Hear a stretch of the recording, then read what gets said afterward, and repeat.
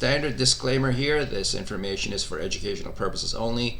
It is not to answer a specific health matter that is particularly relevant to you. If you do have a specific question about your own health, please see your primary care provider. So, the beginning of that chapter talks about functional groups. This is more of an administrative thing. Over at myplate.gov, which was the topic of last week, they did divide the nutritional world into functional groups too. So here's a formal definition here. I'm not going to test you on that, but that's what the thinking is behind it when other websites or articles talk about like a food group. And here are some examples of food groups. The FDA regulates anything you put in or on your body. So that also includes cosmetics, electronics, they go into your body too, medications, and of course, food. But I need to remind you from 2 weeks ago that the FDA is only in charge of the safety of foods. They do not evaluate the claims, which means that on the package, on the label of the thing you are considering buying, and you heard all these advertisements about, they can claim anything they want. And as long as it's not a bold-faced lie, then they can get away with it. The only time the FDA really gets involved is if it hurts people. And as in it hurts people in a way that it can be demonstrated with evidence that it came from that product. And then they issue recalls and consumer alerts and things like that. Okay. So you may think, well then, how can we trust what is said on the label? How can we trust what these corporations are doing? Well, you cannot. They are in it for profit. Their highest priority are to their shareholders, not to the consumer. The only thing they care about with the consumer is what they can convince consumers to believe in so that they can take their money. So how are you supposed to know what's going on? Or how can you trust what they are saying? And the answer is you cannot. You have to look up things yourself. You have to be educated in nutrition, and taking this class this semester was a great first start. Great first start. Okay. But then once you're armed with this information and you gain more as life goes on, then you should always read things with a critical eye. One thing that's on the label that is actually quite useful and relevant is if you have a unique dietary need, because then you have to shop carefully for your own well-being. Unique dietary needs like allergies, that's mainly the allergies. But if you are following like a very strict diet for medical reasons, then your doctor gave you this list of like you can eat this but you can't eat that, etc., and then you have to read the ingredients carefully. Okay, so there are 5 types of health-related statements allowed by the FDA, and well, I mean, are there any other kinds? So post in the you know what, I think I'll make a homework question out of it, like what's another kind that's not here that is then therefore not allowed by the FDA. Otherwise, these lists are here anyway. There's a lot of overlap though, because as I was writing this up and I was trying to verify or make sure for my own self, like what's a thing that can like belong in one group but not belong in the other group, because if I can't answer that for myself, then I would be skeptical of like, does a separate group really need to exist? So anyway, these pretty much pan out, I think. So anyway, read this and understand it. Any questions, of course, email me. Right, so examples of functional food. So what's a functional food? Something that does its job, does a job in the person's body for you. Why would you eat this food? Why should you eat this food? I mean, above and beyond taste, of course, right? You eat things because it tastes good, but why do you specifically search out a food? And so here are some examples, and you can read these You can pause the video here and read these as you to your content. Done? Okay, let's move on. Okay, for example, or not for a sub example, some of you, not all of you, because some of you said that you don't want to lose weight, you want to gain weight. How do I do that? And I did address it with a slide and a comment before. But the rest of you want to lose some fat, and that's the most common concern, because here in this society, here in Queens, New York, it's way too easy to eat too much. And then when we intake too much energy, more than we burn off, then we end up, our bodies take that excess energy and save it for later. Unfortunately, the easiest, the most convenient place to store it for long-term, just rainy day, is fat. So here we are walking around with too much fat, and it's not just the outwardly visible fat. In fact, I don't care.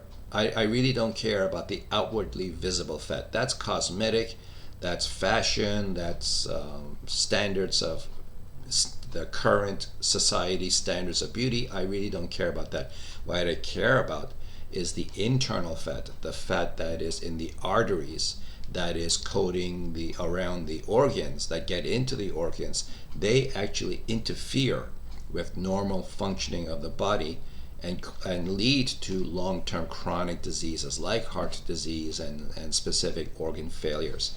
And so if you are concerned about your internal fats, and you want to, and you're thinking, how do I reduce my fat? Well, of course, diet and exercise, absolutely. This is the beginning, right? First of all, it starts with diet. Don't take in more energy than you burn off. And then if you find it hard to reduce your intake of energy any further, then you can raise the bar or move the goalpost, as it were, by exercising more. And that way you are allowed to intake a little more energy because you're burning an extra amount off.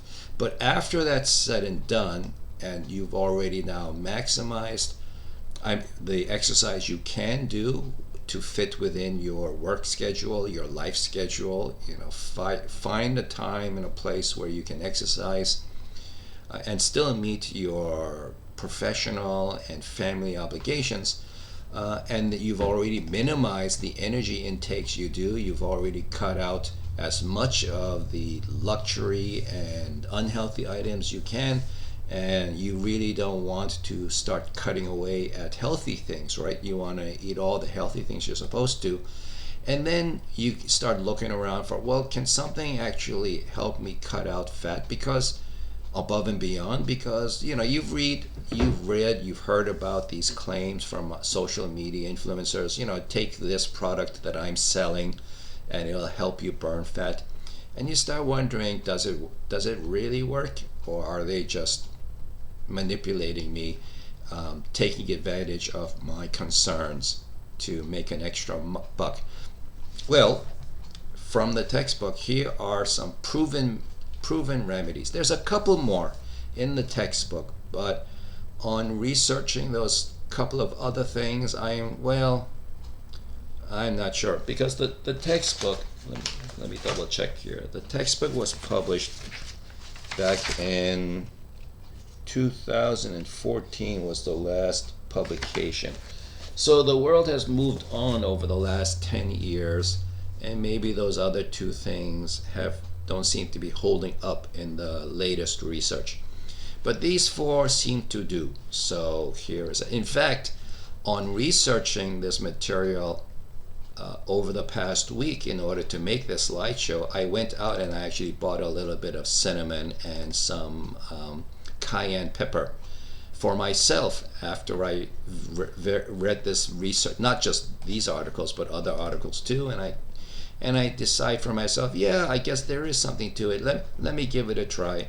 So I've been adding cinnamon to my decaf tea. Tastes great, though, that's for sure.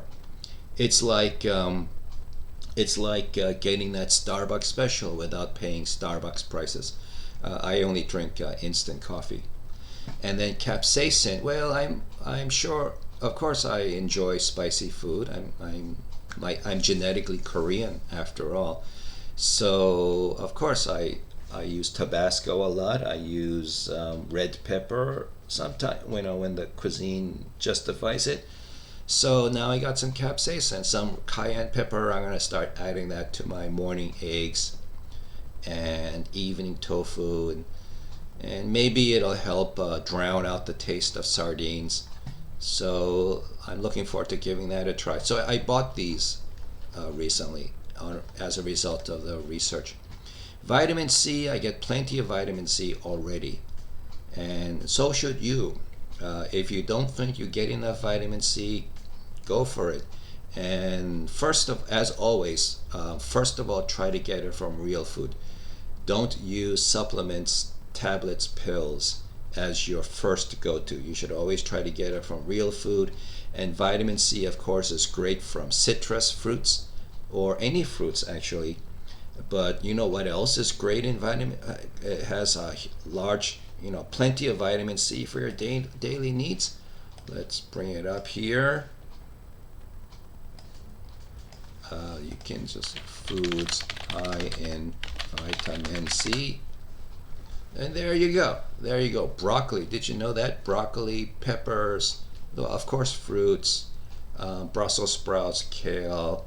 So I eat broccoli several times a week. I eat bell pepper several times a week. So between the fruits and these vegetables, I know I'm getting plenty of vitamin C. The vitamin C tablets I pretty much reserve for like if I catch a cold or something like that, because vitamin C has many benefits. It not only helps you burn fat, according to this article, but it also is great for wound healing. It's an enzyme, and it's great it's a great antioxidant. Many uses in the body. So of course, keep yourself well supplied with vitamin C. Pectin is a word that is appearing for the first time in this lecture. It's a fiber, and the pectin acts like a hormone in the body, and it increases satiety. So what happens is you eat your bananas, apples and berries, and then it helps you feel satisfied, like you don't feel the need to eat more, like have an extra snack after that. And then by helping you not intake as much energy into your body as you would have with those cheaty snacks, then there's less energy for your body to convert to fat. So it's not that it's burning the fat you have, it's that it's helping you not make more fat as much as you would have. And then finally, I added this one, healthy fats. Why do we love fat so much? Why do we love the taste of fat? Why does fat help the food taste great? Because, like I said, from the thrifty gene theory, from ancient times, our ancient ancestors, fat was really hard to come by. And so the rare times when a hunter-gatherer did come across, a supply of fat, like an animal carcass left over from an apex predator who ate their fill and walked away, and then here you come out of the bushes to scrape off what's left. So healthy fats in general were hard to come by, and our bodies internalized the scarcity by valuing it very highly.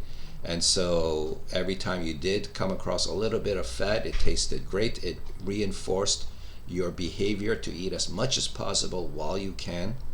The problem now is, of course, we still have that reward, the reward in our brain that we just ate this thing and it tastes great. The problem is that now fats are too abundant. It's too easy to get it, and it's too easy to eat too much, and so we do. We have $5 in our pocket, and we can choose. We have $5 in our pocket. We're at the gas station or the convenience store. We could buy something that is low fat, low carb, like high fiber, or we could buy something that's high fat, high carb, and then we we just unconsciously or impulsively buy the high fat, high carb version of the food, the option, because it tastes better. So anyway, if you switch out the bad fats, which are the saturated fats and the trans fats, and you look for healthy fats like avocado, uh, fatty fish that are high in omega-3, olive oil, real olive oil, not the fake olive oil that is sold cheaply in cheap bottles, but the real olive oil. So you know what? With olive oil, why don't you just go for the olives instead of playing that game of is the olive oil bottle in front of me real or fake? You just eat the olives. Go to the next aisle over and buy some olives and add that to your salad, add that to your side dish, and there's no guesswork. There's no wondering if a international mafia is putting fake oil into your olive oil. Just buy the olives, and then you get the healthy fats. Anyway, there are lots of healthy fat sources of food available, and then by eating it, you fill up with the good fats, which also then increases satiety, which means you want to eat snacks less. Your desire to eat later, snack after the meal, is reduced. Fats also stay in your body. I mean, the fats also result in longer satiety. You know that old joke of if you eat a high carbohydrate meal, you're hungry only an hour later? Because your body burnt it up and stored up the rest away as fat. So after an hour, your blood sugar goes back down, unless you're diabetic, but the rest of you, the blood sugar returns back to normal and you're hungry all over again. With fats, after eating fats of all kinds, you stay satisfied way longer. In fact, 3 or 4 hours, just long enough for the next meal. So, since we're talking about diets, then there is the elephant in the room that whatever new diet you choose, whether it's a new fancy diet or an old tried and true method, a lot of people try a diet and then after a short amount of time or a medium amount of time, they go back to their old ways. Why? Well, here are some of the reasons, the psychology of it here, and I think this is all. I went out of my way to try to make this self-explanatory, so why don't you pause here and read it for yourself so I can save my voice. Okay, are you back? Right, so does this all make sense? If any of this is confusing, of course, post it in the discussion forum. Refer to slide 7, and of course you can email me. Refer to slide 7. As always, when you email me, make sure you say you are in section F and T4. That way I know exactly which section you came from.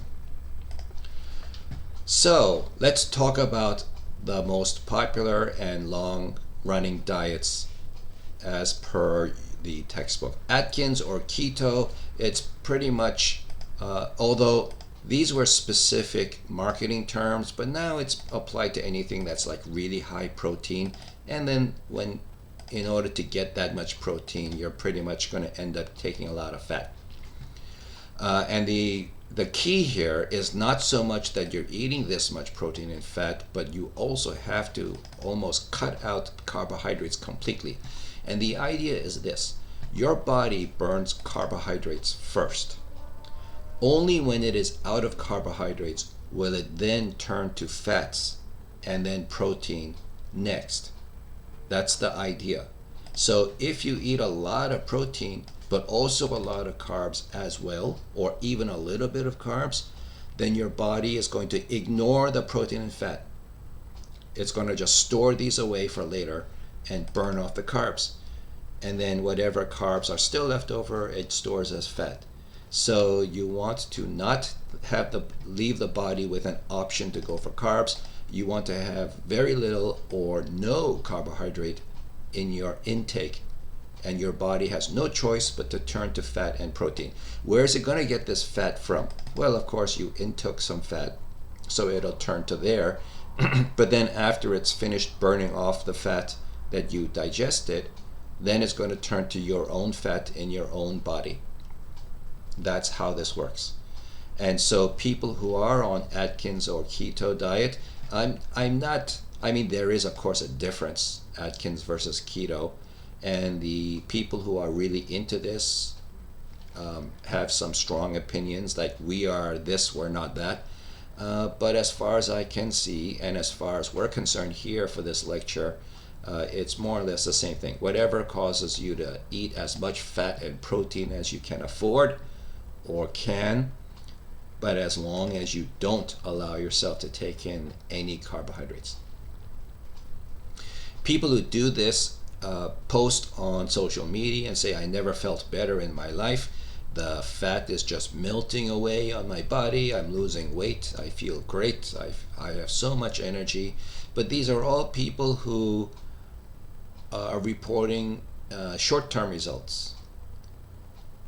Of course, there are some people who report long-term results and say, still going strong, still love it. I've been on this for years and years and years, and I feel great. Okay, but there's less of them. Mostly it's a lot of people who are trying it, and then after like a month or two, they say, I feel great. So that's the pros.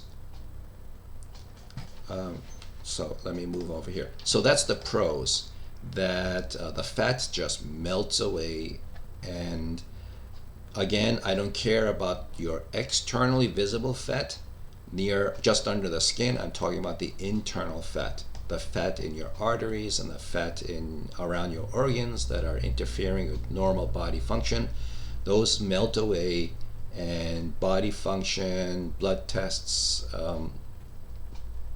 exercise abilities all seem to be improving. Great.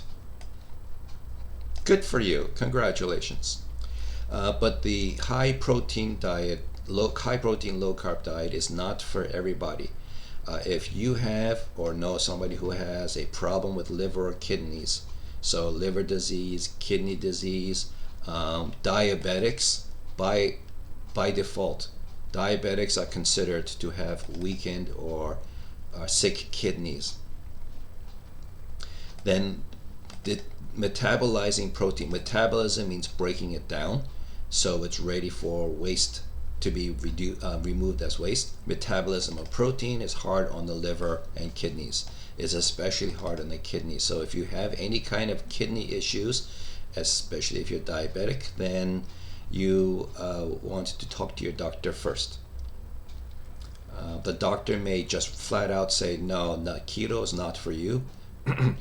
Or they'll refer you to a nutritionist or dietitian, and the dietitian will say, yeah, no, not for you because of this reason, that reason. By the way, what is this word keto? Going back a slide. Ketone is what results after fat is metabolized. I won't go into the biochemistry, the organic chemistry. It's just that's what happens. Ketone is an acid, and for people with extremely high levels of ketone in their blood, when they exhale, the ketones come out in the breath. And ketone, if it sounds similar to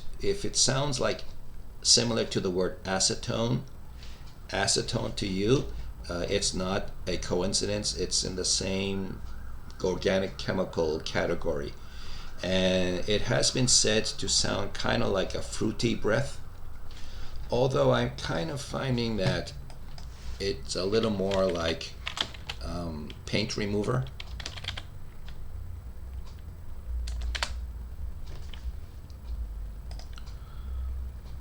That's too much. Ketone, acetone. You've heard of acetone, right? Because then if we continue with acetone, and then it's paint remover, nail polish remover. I'm finding that it smells more like a nail polish remover. Anyway, that's what's being generated in your body. Ketone is an acid, and for speaking of diabetics, oh yeah, here diabetics, ketosis is actually one of the symptoms of uncontrolled diabetes, hyperglycemia. If I were on an ambulance, responding on my ambulance to a 911 call, and the patient is confused, falling in and out of consciousness, and then I find out he's a diabetic, what I'm going to do is smell his breath. And if his breath smells fruity or acetone, or like paint, smells like nail polish remover or paint thinner, I'm checking his blood sugar, and I would not be surprised if the blood sugar level is through the roof. We now have a life-threatening emergency, and I'm going to give IV fluids and rapidly transport. In the hospital, they'll give him insulin to bring the sugar down, and then by bringing the sugar down, the ketosis will resolve. They also do things like give him other things to balance out the acid. The ketone is an acid, so the hospital will do things to balance out the acid in the patient's body, bring the body's pH back to normal. Now that I've mentioned insulin, I need to warn you, if your loved one is confused and they do take insulin, you are not to give your friend insulin. Do not give your loved one insulin, because it can only be done in a very carefully controlled way. If you give the wrong amount, too much, more than is needed, you could kill them. So do not help your loved one take their insulin. Just call 911. Okay, who else has liver issues? Well, lots of people have liver issues, but the most famous one, I guess, would be alcoholism. And so people who are alcoholics need to be very careful about high intakes of protein. Another problem with the Atkins and keto diet, the high protein diet, is that I see on social media they're encouraging each other to eat as much fat as they want from any source. As much fat as they want from any source. And the problem is that no, not all fats are equal, not all fats are okay. If you take too much saturated fats, and trans fats is a kind of saturated fat, instead of clearing out your arteries, you're actually making it worse. Atherosclerosis, which then leads to heart disease. So no, you can't eat as much fat as you want. You're supposed to eat only the good fats. And by the way, a high protein diet is meat. And a high protein diet, Atkins and keto, is really only possible with meat-based protein. Yes, I know vegetarians get all the protein they need from plants. The problem is the same plant that is high in protein is also high in carbohydrates. So, which is complete no-no for the Atkins and keto diet. I'm not an expert, but I don't see how anybody can be on a keto diet with plant-based protein, because you're not supposed to have carbs, and plant-based carbs like beans, other legumes, are high in both protein and carbohydrates. So if you're eating as much animal meat as you can in order to fill yourself up for the day, that's going to get kind of expensive. I mean, how much is beef these days? How much is chicken these days? How much are eggs these days? The price of eggs is going crazy. So it's really, well, it's going to be hard to do for somebody on a strict budget. Right. You've heard of Slim Fast on advertising. You may have seen Slim Fast in the grocery store aisles and the convenience stores and the drugstores. So the idea is that you're supposed to drink 2 of these per day and then have a sensible dinner. The sensible dinner is pretty tightly defined. It's in their manual, in their brochures. You sign up for the program, you become a subscriber, and then they send you the drinks, or they sell you the drinks. But the problem is, they've got you now. They've got you. It's like a mini monopoly, and these things can get kind of expensive. let's check it out. Let's go see Slim Fast price. Shopping. How much are these? So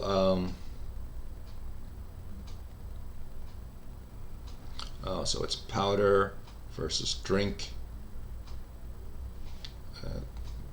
So here, well, you can, if you're interested, you can look into it yourself, and then calculate like how many you're supposed to drink 2 of these per day, and then prepare your own meal. The meal, however, remember, has to be sensible. Whatever they mean by sensible, probably sticks to like a strict diet, no processed carbs. And what this means is that it's the why do they process carbs? Highly processed carbs like packaged snacks. It's because it's their way to reduce cost. So if you're going to eat healthy carbs from healthy sources, that's going to be a little pricey too. So anyway, the main takeaway is that it's kind of expensive. Living the Slim Fast life is kind of expensive. You're kind of stuck. You're financially committed to the Slim Fast company to do this. What are you exactly putting in your body with these shakes? It's proprietary. The list is long if you read it in the back, because what they're trying to do is give you all the nutrients you need in this drink. So they're mixing this and they're mixing that, and they're in a lab, and so long list of ingredients. And then some say they just don't like the taste of it. Weight Watchers, another famous long-lasting diet plan. You know, one celebrity above all comes to mind. I won't mention her name because she gets a little litigious. But anyway, she's famous for being on it, but then she's also famous for failing on it. So there was this public relations photo shoot where she shows off how much weight she lost, but then like sometime later there were articles of her failing on it and gaining the weight back. Anyway, so the idea here is that instead of strictly defining what to eat and how much, instead they define everything on points. So you get this manual. I guess now it's an app, and if you're thinking of eating something, you look up how many points it is. Now, of course, you can't just look up the points and then eat twice as much, right? So you have to eat that amount of the thing. And what happens is, instead of budgeting your calories for the day, you budget your points for the day. So you're not allowed to eat more than a certain number of points total for the day. So one of the good things is that it prevents cheating. If you stick to it, of course, right? Of course you can cheat, but then who are you cheating, right? You're cheating yourself. So as long as you honestly stick to the plan, then you should be able to lose weight. And this, I like this, lose only 5 to 10% of the body weight at a time. So these are moderate goals, means these are realistic, these are sustainable as long as you stay on the plan. But again, it's about being honest with yourself. Once you stop being honest to yourself, if you put on the diary, your food diary, you put you list the numbers you're supposed to show, the points you're supposed to show, but then you're lying to the app. In reality, you're eating way more than that, then you're cheating yourself. So it's easy to cheat on it, just like any other diet, of course. Subscription to Weight Watchers does cost money. I don't know how much, but it's there, so that's something you have to keep in mind, right? All right. Oh, by the way, let me go back to the first one. There's this comment here: you should eat Atkins keto, you should eat lots of protein and fat, no carbs, and eliminate all processed carbs and increase exercise. They all say this. And then with Slim Fast, you eliminate all processed carbs and increase processed carbs is the snacks, the potato chips, the French fries, um, anything that comes in a plastic bag that you can buy in at the gas station and the convenience store. These are all processed carbs.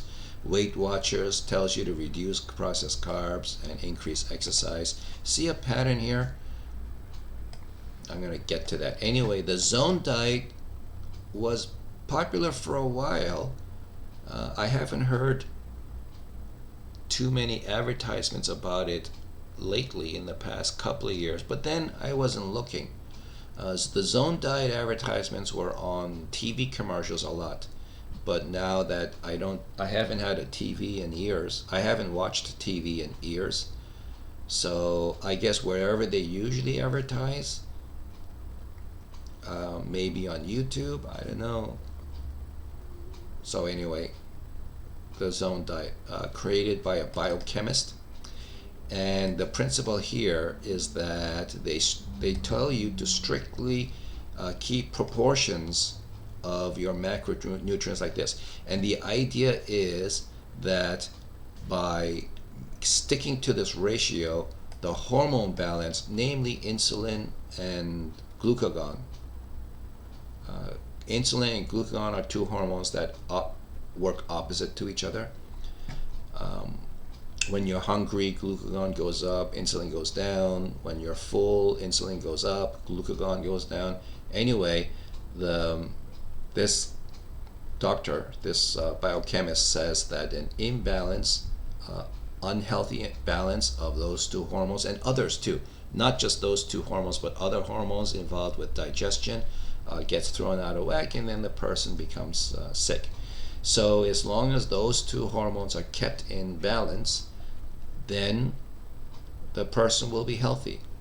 So what is a total calorie? Because these are calories, right? Calories and ratios, but then they say for an average male, it's supposed to be 1,500. That's pretty low.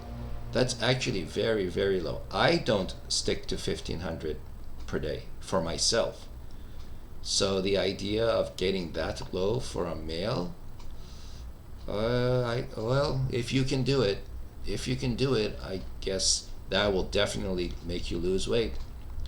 I'm thinking that if you eat less than 1,500 calories a day, no matter what strategy you use, you're going to lose weight.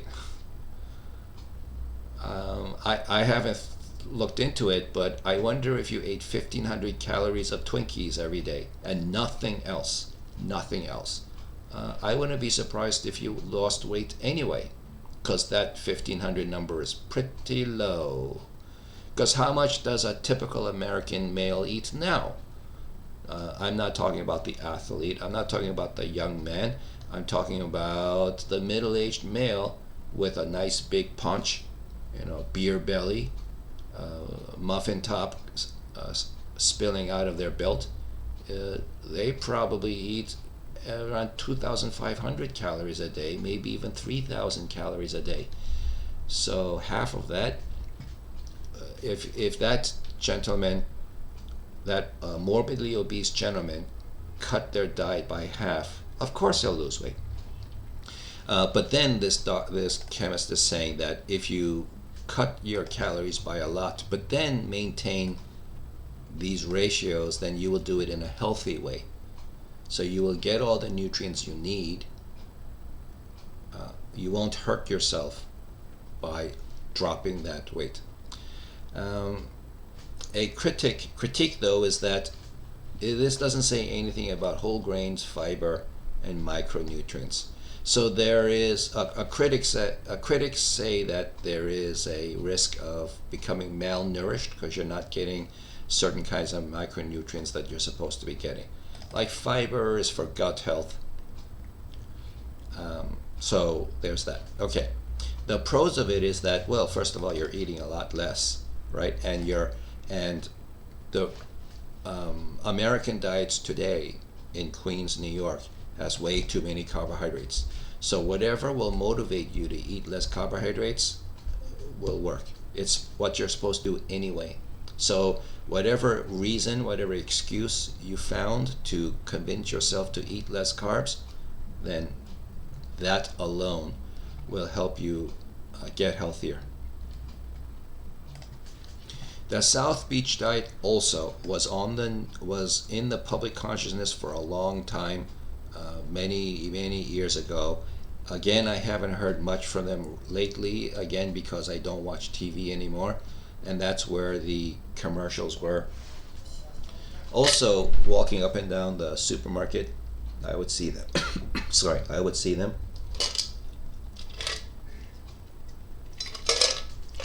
Sorry, hydrating. Walking up and down the supermarket, I saw those bottles and boxes on there. I think they're still there. But anyway, sorry. This time, this diet, instead of being designed by a biochemist, was designed by a cardiologist.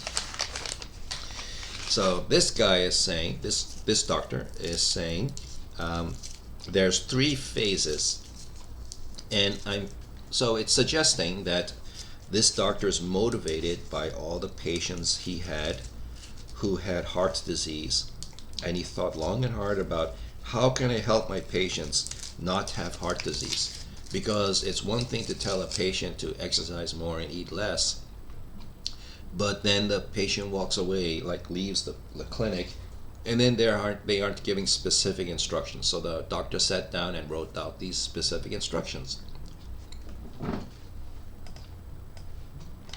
So this is what you're allowed to eat on this diet as long as you sign on. And now there's 3 phases. Phase 1 is dramatic. So what happens is phase 1, no carbs, lean meat. So it's kind of like the Atkins and keto diet, except instead of eating any kind of meat you want, now you're only allowed to eat the lean meats, which are low-fat meats like chicken, poultry, fish. You're allowed some vegetables, but a low glycemic index vegetable. So what's a glycemic index? Well, I described it a little bit over in the diabetes slide for the chronic disease, lecture 5, chronic disease. But when in doubt, of course, you can always search for it, the glycemic index, on the internet. No fruits, no carbs. Well, that's making me go, wow, wait, what? I don't know. But it's only for 2 weeks. So I guess no fruits, avoiding fruits completely for 2 weeks is not that bad, as long as you reintroduce the fruits later in phase 2. So phase 1 is dramatic weight loss, about 10 pounds, phase 1. And then phase 2 is gradual. So about 1 to 2 pounds per week in phase 2 until you get to the weight that you wanted, the one that your doctor told you you're supposed to be at. This could take years. A pound or 2 per week to lose what? 40 pounds? It's going to take a long time. Anyway, because it's more like 2 pounds per week for a few weeks, but then eventually your body goes into famine mode, you plateau, and then you're down to 1 pound per week. And you have like 20, 30 more pounds to go, that kind of thing. Okay, so, and then once you reach the weight you want, then you go into maintenance phase, phase 3, where by now you've reintroduced the fruits and carbohydrates, and only the good fruits and carbohydrates, in order to maintain yourself at the weight you want. If this sounds really restrictive, and that's the complaint, and because it can really turn people off, especially in phase 1. It's a little, in the previous lectures I kept saying don't try to do too much too soon, and here is this doctor saying go ahead, do a lot soon. So right there, it's contrary to the advice I usually give.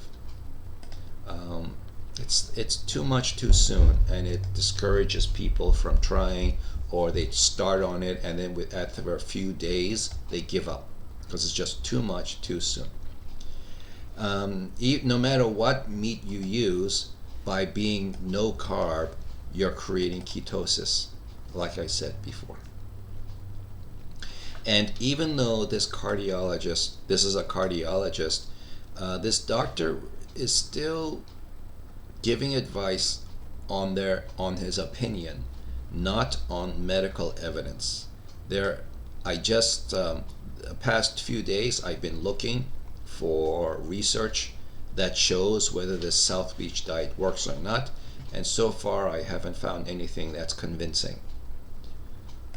So there's a lack of evidence-based medicine to support this, even though it's been out for decades.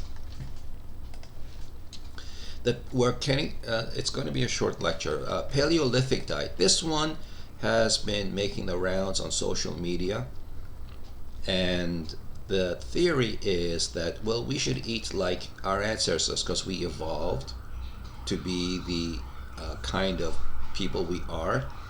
And so, since our evolution took millions of years, hundreds of thousands of years for humanity to make humans the way we are today, then we should eat in a way that reflects the evolution.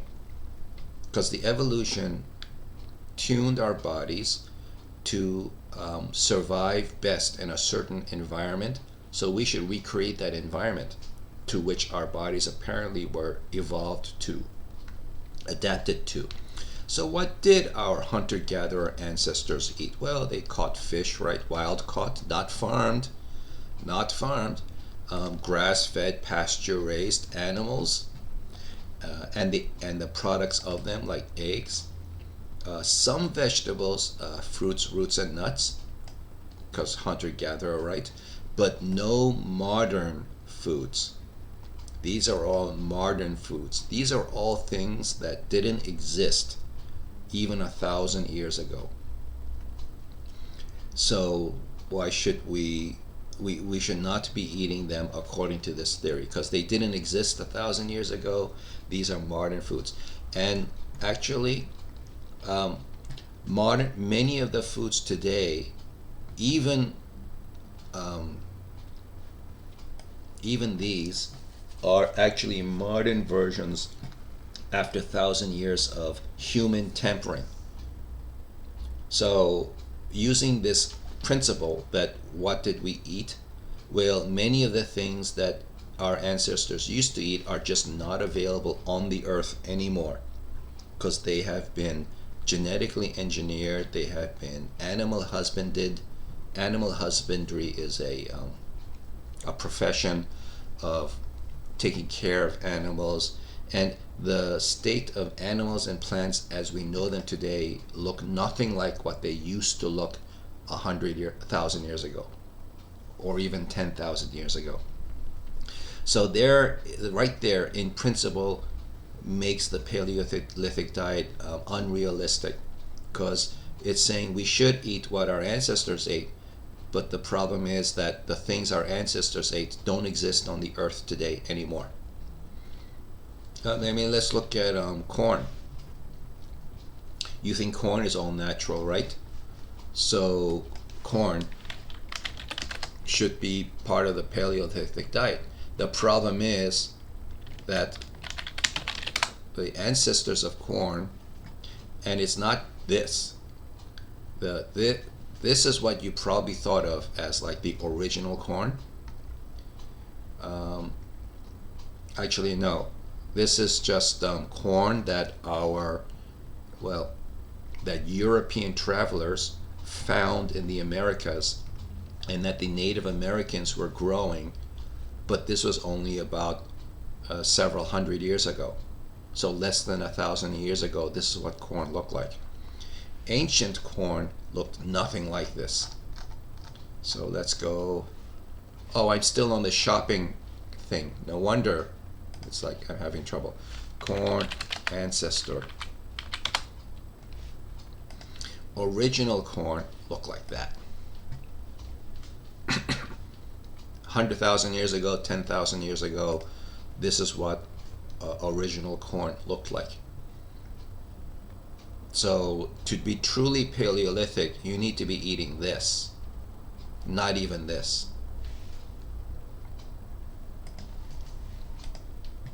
Okay. And speaking of 10,000 years ago, what was the life expectancy of people 10,000 years ago? That's a joke. That's not a fair question, because no matter what that number was, even if you could find it, they didn't have hospitals then. They didn't have modern medicine then. They didn't have OSHA, Occupational Safety Hazards Administration. So lots of people died before adulthood for all kinds of reasons. And so the life expectancy number is completely irrelevant to be used as a evaluator of a diet. At best, it could be an observational study, and like I said in the science lecture, observational studies cannot prove cause. But still, there is that question though, is this diet really that much better for us than the modern versions today? That's kind of worth looking into. A variant of the paleo diet is the carnivore diet. This is completely artificial. This is completely social media fad. And the idea is no plants at all. No plant or plant products at all. Only meat. Which from an evolutionary point makes no sense, because humans are not carnivores, we are omnivores. We evolved to eat everything. We are so adaptable. We respond to extreme climate changes and unexpected challenges by adapting, by inventing our way out of trouble.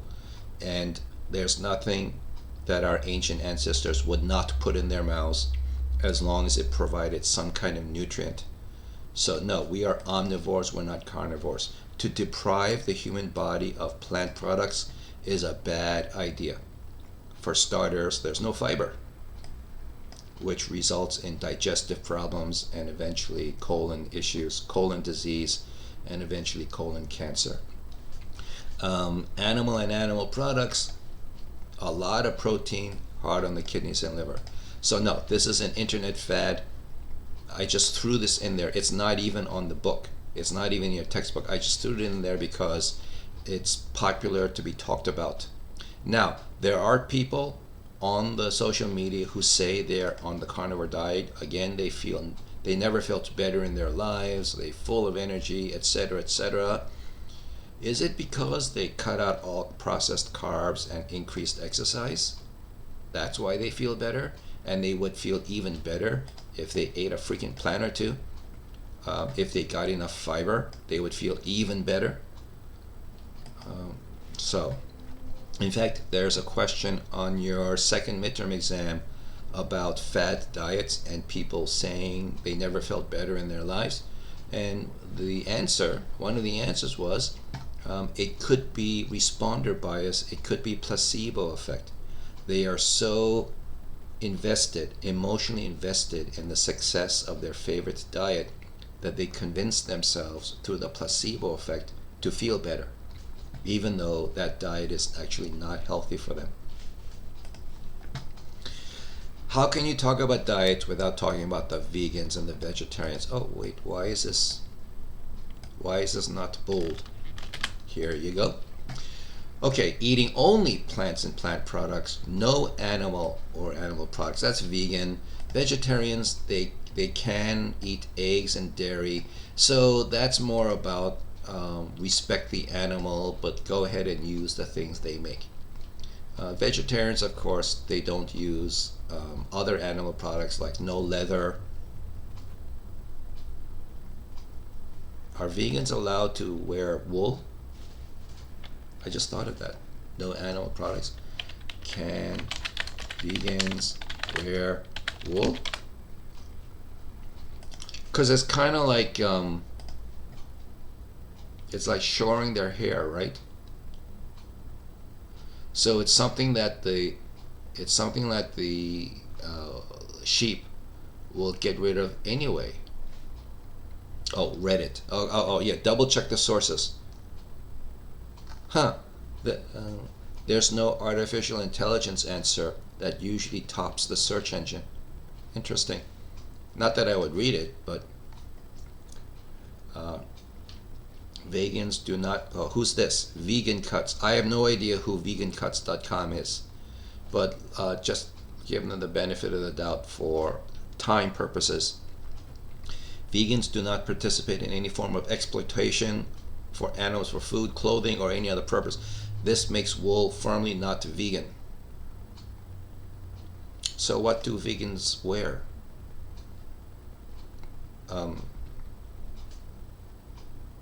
Because our clothing is either plant-based clothing, I guess. Hemp. I guess they can wear hemp clothing because they can't wear animal product clothing. They can wear cotton, I guess. They can't wear silk. Silk is a product of the silkworm. They can't wear any petroleum product clothing, I don't think, because that's a matter of principle, right? Exploitation. It's not a matter of health or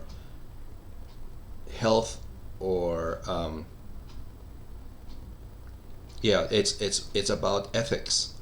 So I don't think vegans will be in favor of petroleum use. So what kind of clothes are petroleum use? Nylon. Nylon is petroleum product. Any plastic weave is petroleum product. Anyway, so clearly I'm not an expert on vegans. I'm not an expert on the vegan life. It's just a thought that ran across my mind. Right. So the pros of the vegetarian diet: you can get everything a human needs from a plant-based diet, except vitamin B12. So a vegetarian, if they eat eggs and dairy, they can get the vitamin B, but a strict vegan, they need vitamin B supplement. For many who choose the vegan life, it's for ethical purposes, moral purposes. It's not for health, strictly health. It's also moral ethics, so that you'll feel better that way. When you choose the vegetarian life, it doesn't guarantee that everything you eat is good for you. Not everything from a vegetable is good for you, because vegetables have saturated fats too. Depending on how the vegetable is prepared, it will create trans fats too. For example, canola oil, seed oils, those have trans fats in them. It's possible as a plant-based herbivore, eating plants, that you can eat too many carbs, because plants are full of carbs. You'll get a lot of fiber, unfortunately you'll get a lot of carbs. So I've seen obese vegetarians, and vegetarians can then die of heart disease as well. If you're going vegetarian or vegan, then you're probably also interested in going organic. Not exactly related directly, but a person of this mind might be of this mind. And just to say that organic doesn't mean free of pesticides, because they use organic pesticides. It's not free of bad fats. It can still have saturated and trans fats. Just be aware of that. Finally, all natural doesn't mean all good. After all, cyanide is all natural, but it's also a popular suicide drug. Right, we're at the end And this is the same recurring theme slide that I showed in the previous lectures. I just added this line. Many foods that are bad for us today are bad because we eat too much of them. So instead, the best diet, this is the most important line. But then after that, I would say a great diet is to simply a great first diet for beginners is to just reduce processed carbohydrates, and processed meaning commercially prepared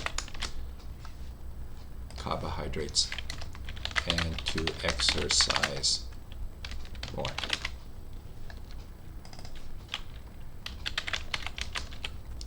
I should say healthy, not just more, because you can exercise too much too. Righty, it's a short lecture, so you're welcome. You've heard enough from me to attempt the homework and the quizzes. Good luck on that, and you'll see me next week. You'll hear from me next week.